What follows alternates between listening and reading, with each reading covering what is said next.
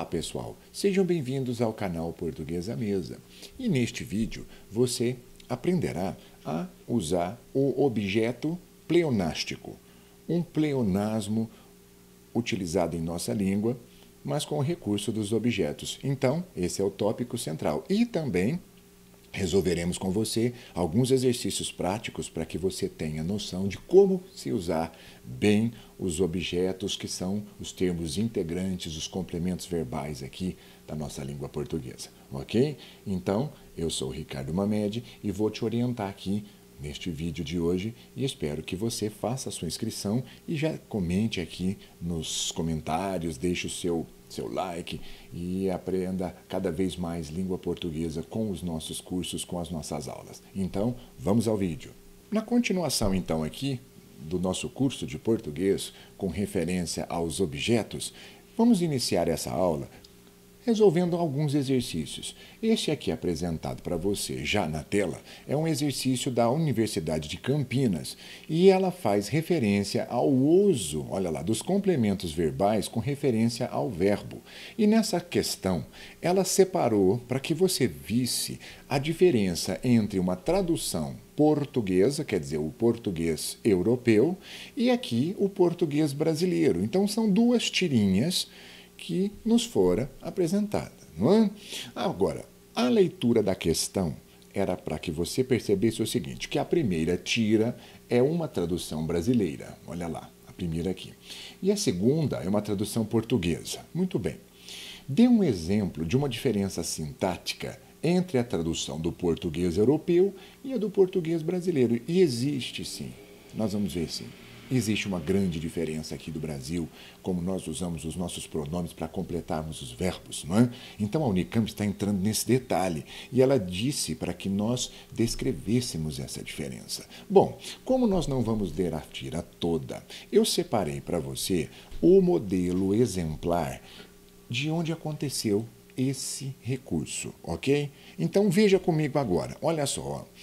O que é que aconteceu? O menininho estava sendo forçado a se alimentar e o pai disse assim, olha lá, olha Calvin, coma isso faz bem para a saúde, não é? E o menino se recusava. Aí a mãe pegou e disse assim, olha, tem de haver uma maneira de o pôr a comer. Essa é a portuguesa. E a mãe disse, tem que haver um jeito melhor de fazer ele comer. Olha isso. Então, se você perceber bem, vamos lá? O que você viu aqui? Olha, tem de haver uma maneira melhor de o pôr a comer. Quer dizer, esse o é o pronome pessoal do caso oblíquo de terceira pessoa singular referente ao sexo masculino. E é complemento do verbo pôr. Então, ali, ó, o pôr seria o correto. Aqui no Brasil, o que é que você fez? Você colocou fazer ele comer. Então, não. Nós não usamos corretamente aqui. Porque o ele, dessa forma como está apresentado aqui, funciona como se fosse um pronome reto, que seria um pronome que conjuga um verbo, no caso, um pronome de sujeito. E aqui é pronome de complemento. Ó. Fazer o menino. Quer dizer, fazer ele, né? Isso no Brasil é muito comum. É muito comum. O que a gente vê? Fazê-lo. Olha só. O correto seria fazê-lo comer. Então, o que é que a Unicamp quer agora? Que você explique isso. Quer dizer, o pronome o está completamente aqui correto, porque é o complemento adequado para verbos transitivos diretos e o, eu havia te falado na aula anterior, ele somente é um objeto direto de um verbo, não é? Transitivo, no caso direto. Agora, aqui o ele está usado como se fosse um pronome oblíquo, ok? Mas, nesse caso, esse pronome é um pronome reto e não está adequado. Então, nós usamos pronomes retos como se fossem oblíquos nessas ocasiões. Era isso que a prova queria que você olhasse. E então, a resposta é essa daqui. Olha lá, a fala da mãe de Calvin, no último quadrinho da segunda tira, corresponde à norma padrão quanto ao emprego do pronome oblíquo o como objeto direto de pôr e sujeito do verbo comer. É isso aí, olha lá. Não é? Ela acertou. ok? De o pôr a comer, tá bom. Agora, no português do Brasil, a construção fazer ele comer corresponde ao quê? A uma variante coloquial popular.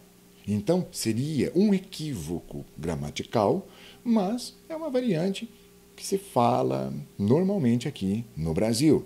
E ele diz ainda, pois apresenta o pronome reto ele. Olha só, foi o que eu te falei. Aqui ele não está como pronome do caso oblíquo, porque ele está como reto, ele não há preposição, porque o pronome ele do caso oblíquo precisa ser preposicionando, e aqui ele não foi. Então você usa o reto em função, como se fosse o objeto do verbo fazer. Olha que questão muito importante para que nós consigamos ver a maneira como usamos. Então, aquela coisa, olha, eu vi ele ontem ali perto da avenida, eu vi ele, olha isso.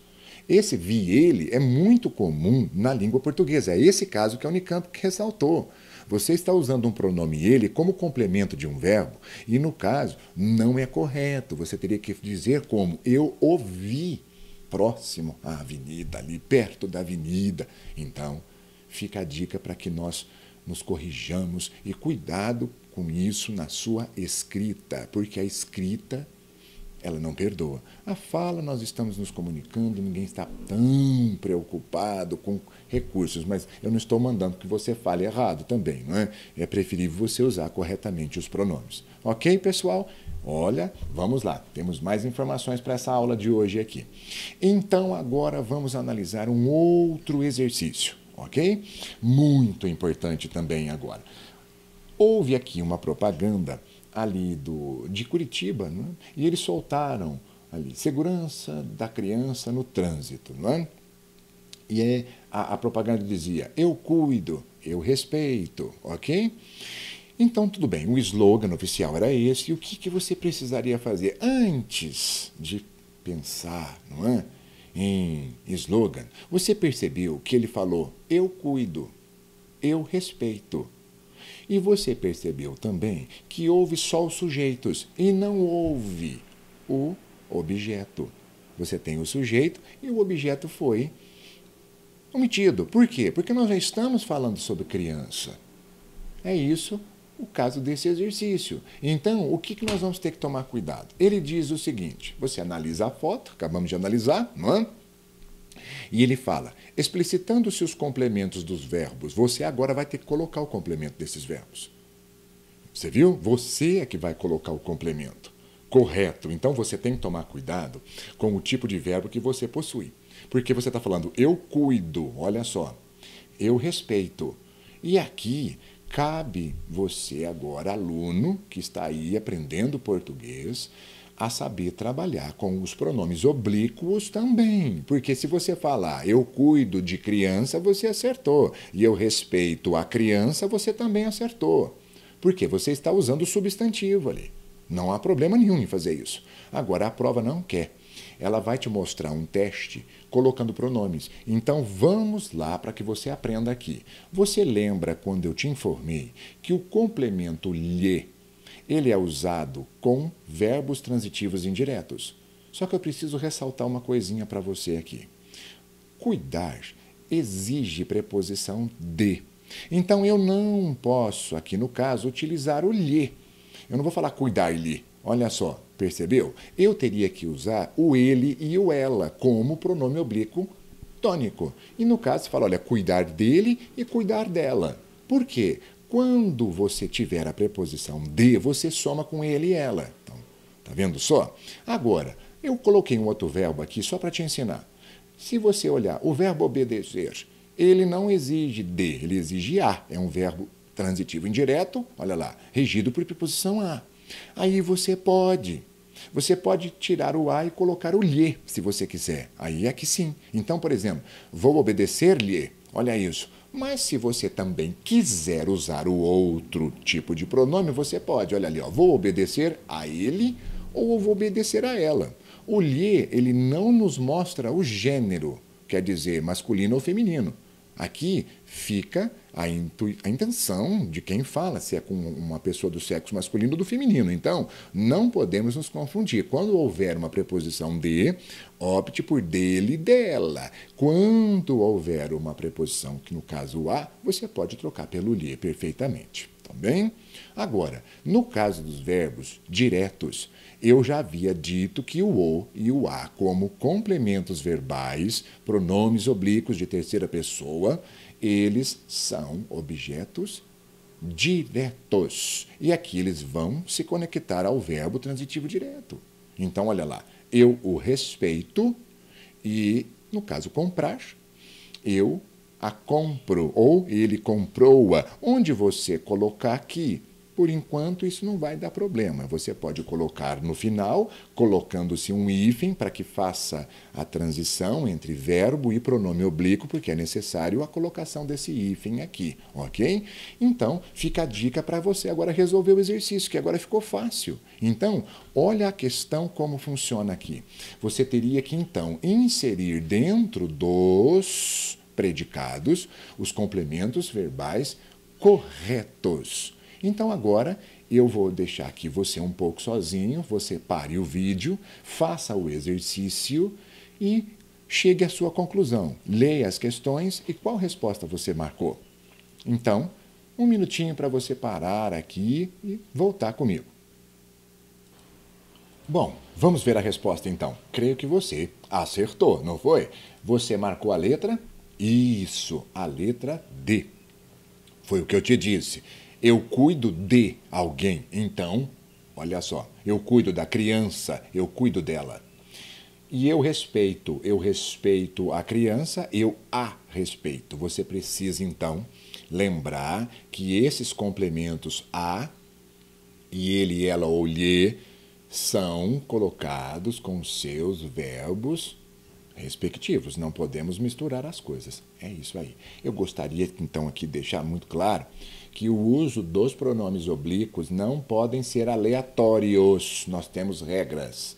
E regras são necessárias para a perfeição do uso do nosso idioma. Gente, era isso aqui. Mas vamos para a última parte aqui do nosso vídeo e você vai aprender comigo agora o último casinho, um caso muito, muito específico, que é o pleonasmo, ok? Que seria aquela redundância, repetir algo que você menciona dentro do texto, ok? E aqui é óbvio que nós podemos fazer isso com o objeto. O bom pleonasmo não é aquele pleonasmo vicioso, não é? Que nós falamos desce aqui para baixo, entra aqui para dentro, hemorragia de sangue, essas aberrações todas que nós ouvimos por aí, ok? Esse aqui é o bom pleonasmo. Por quê? É uma construção sintática em que nós repetimos o objeto, seja ele direto ou indireto. Então vejamos aqui um exemplo para que você entenda como isso funciona. Por exemplo, você leu a correntinha, olha só, a correntinha guardou-a no bolso da camisa de riscado. Quer dizer que, o que é que você leu? Ele, que seria o personagem aqui, guardou a correntinha. Então a correntinha foi a coisa guardada. Mas você viu como foi construído?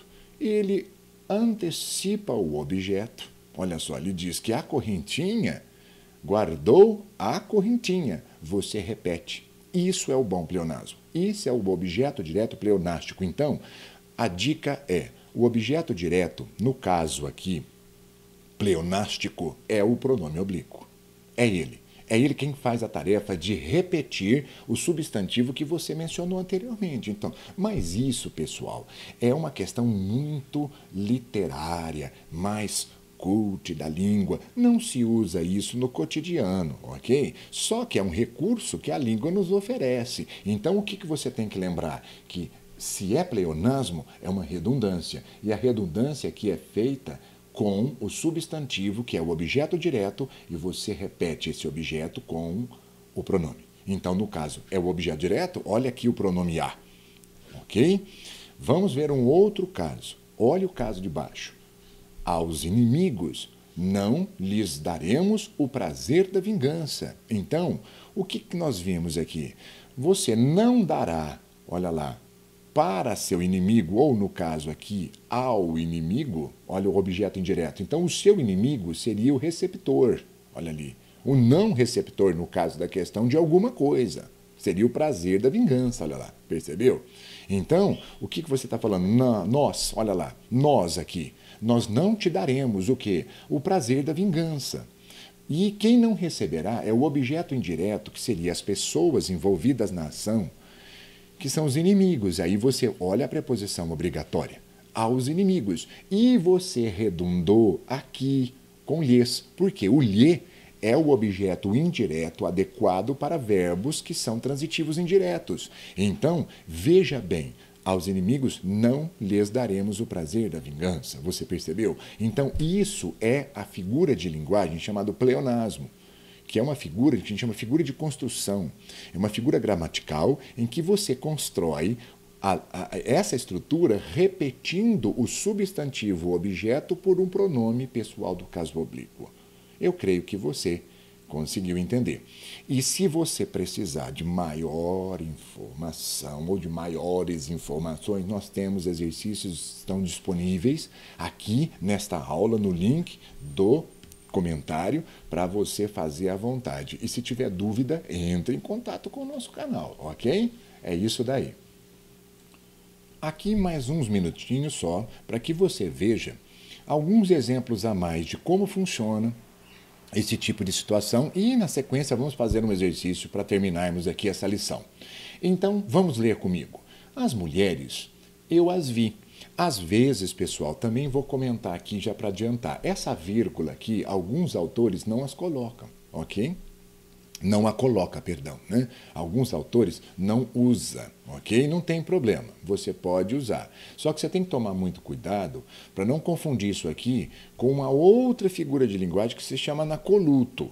Nós vamos falar sobre isso aí numa outra aula que está por vir. Porque o anacoluto, não é? Seria uma frase inicial ali que fica desconexa da oração depois. Aqui não é o caso. Aqui você está dizendo o seguinte, ó. As mulheres... Eu vi as mulheres. Foi isso que você falou, com outras palavras. Agora, o que você escreveu? As mulheres, eu as vi. Olha isso. Você usou o as, que é o pronome oblíquo correto, para fazer a conexão com o verbo transitivo direto, repetindo o objeto direto ali. Quer dizer que este aqui é igual a este, só que este é o repetido. Viu? Não é tão difícil, né? Este outro modelo aqui apresentado também vai te mostrar como se usa o objeto indireto. Vamos dar uma lida? Aos homens, servi-lhes uma taça de dúvidas. Então, o que aconteceu aqui? Eu servi uma taça, que seria o objeto direto, no caso apresentado. A taça foi o que foi servido.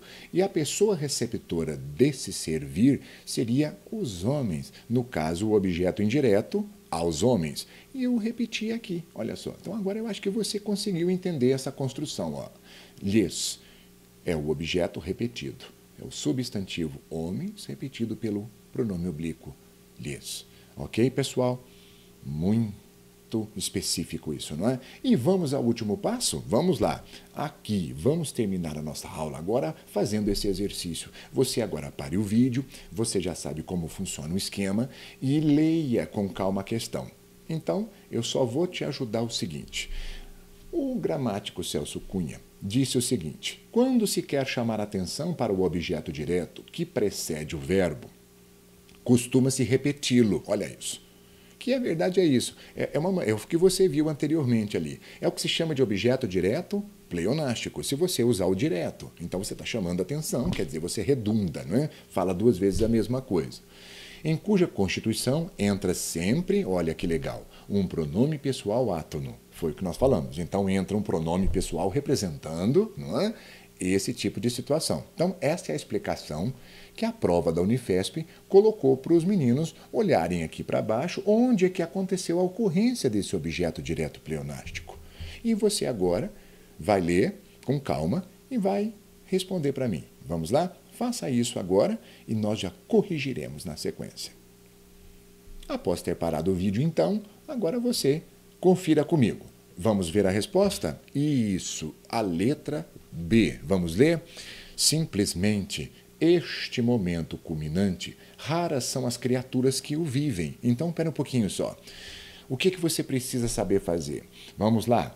Onde está o verbo? Aqui. O viver. Quem vive, vive o momento culminante. Então, vive o momento, este momento culminante. E você repete aqui, ó. São raras as criaturas que vivem este momento culminante. Você viu o que você fez? Você repetiu com o ou aqui, ó. Você antecipa, olha lá, o objeto direto está aqui, ó. Este momento culminante.